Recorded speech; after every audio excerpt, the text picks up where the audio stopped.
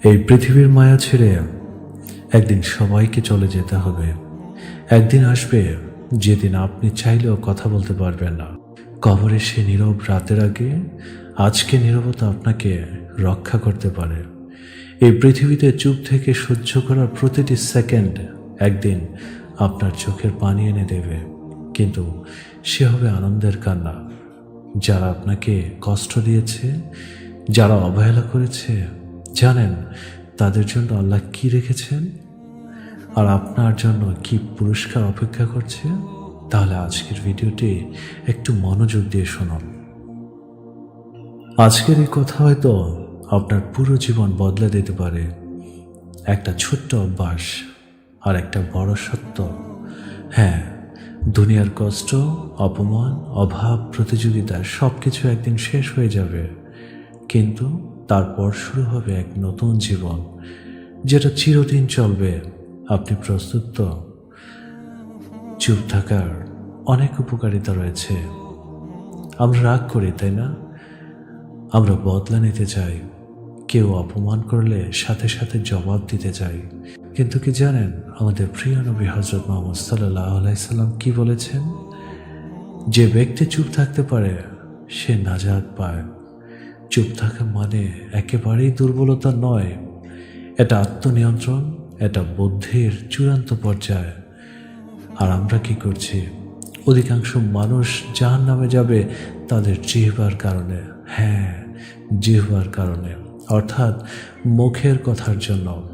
গীবত, অপবাদ, মিথ্যা, অপমান সবই মুখ দিয়ে বের হয়। কিন্তু যে চুপ থাকে সে নিজের দোষ থেকে বাঁচে।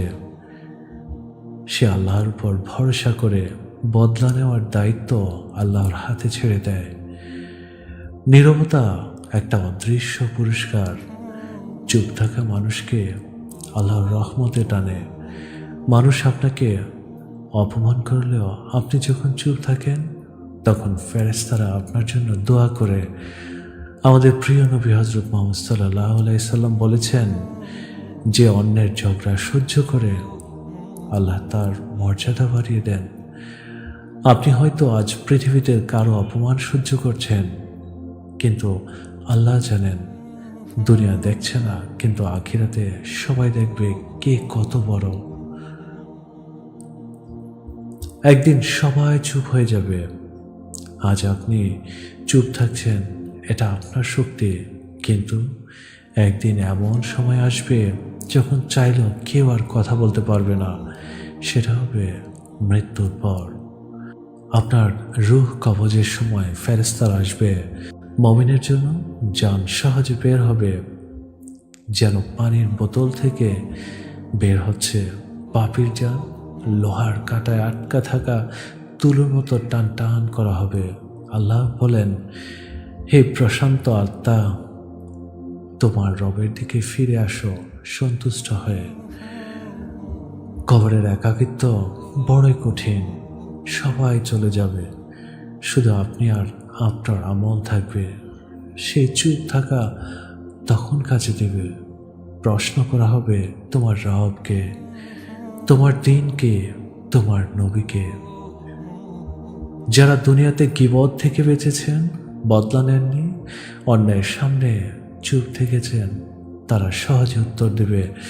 আমাদের প্রিয় নবী হযরত মুহাম্মদ সাল্লাল্লাহু আলাইহি সাল্লাম বলেছেন, কবর জান্নাতের বাগান অথবা জাহান্নামের গর্ত হয়ে যায়। কিয়ামতের ভয়াবহতা আপনি একটু কল্পনা করে দেখুন।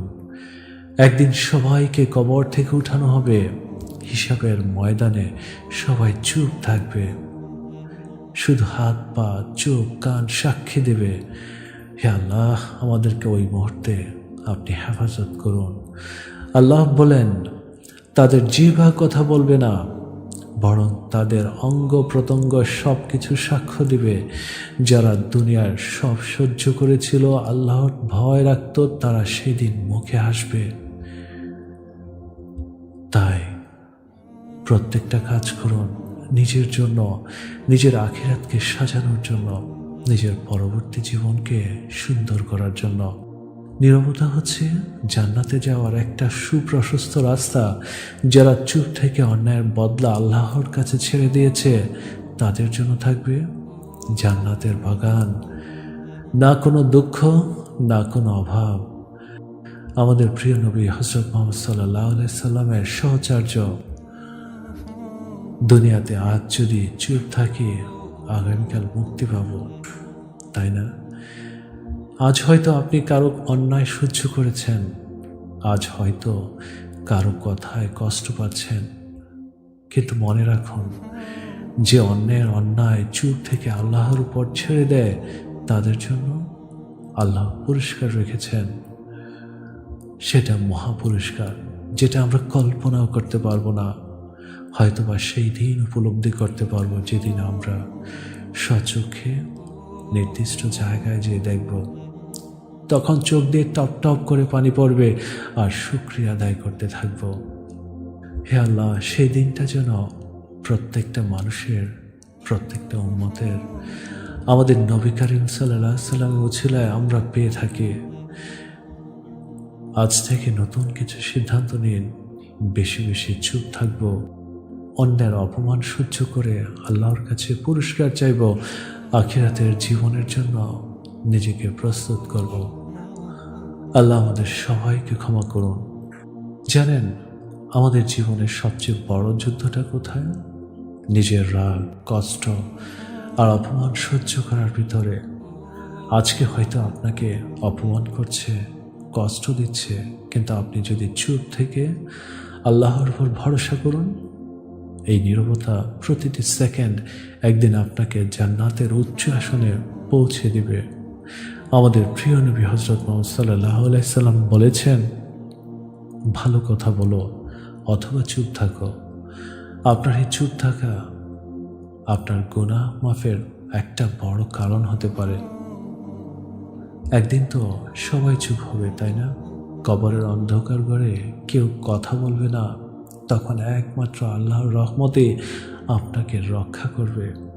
তাই আজকে থেকেই শিখে নিন, অপমানের সামনে চুপ থেকে নিজের আখিরাতকে সুন্দর করুন, নিজের আখিরাতকে আরও মজবুত এবং আপনার জন্য তৈরি করুন। আপনার এই নীরবতা একদিন আনন্দের কান্নায় পরিণত হবে ইনশাআল্লাহ। যদি এই ভিডিওটি আপনার অন্তর কেঁপে তোলে, তাহলে অবশ্যই আমাদেরকে আপনার মূল্যবান কমেন্টসের মাধ্যমে একটু হলে শেয়ার করবেন। আপনাদের কমেন্টস আমাদের এগিয়ে যাওয়ার অনেক সাহস দেয়। আর যদি ভিডিওটি ভালো লাগে, তাহলে অবশ্যই শেয়ার করুন। হয়তো কারো আখিরাতের চেহারা বদলে যাবে আপনার এই একটা শেয়ারে। হে আল্লাহ, আমাদেরকে ক্ষমা করুন, আমাদেরকে এই দুনিয়ার গুনাহ থেকে রক্ষা করুন, এবং যেন মৃত্যুর আগে মুমিন বান্দা হয়ে, ঈমান ব্যক্তি হয়ে মৃত্যুবরণ করতে পারে। আমিন, আমিন।